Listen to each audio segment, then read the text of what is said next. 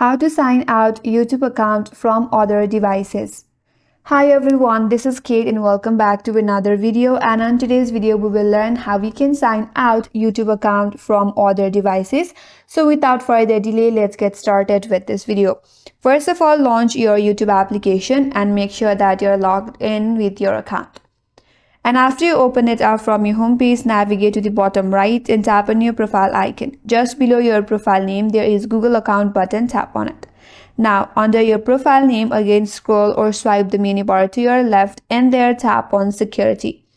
Under security, scroll through and there you'll have a section that says your devices. So these are all the devices where you are currently logged into your Google account on YouTube. Here tap on manage all devices. Scroll through the devices and select the device that you want to log out or sign out, and then tap on that devices.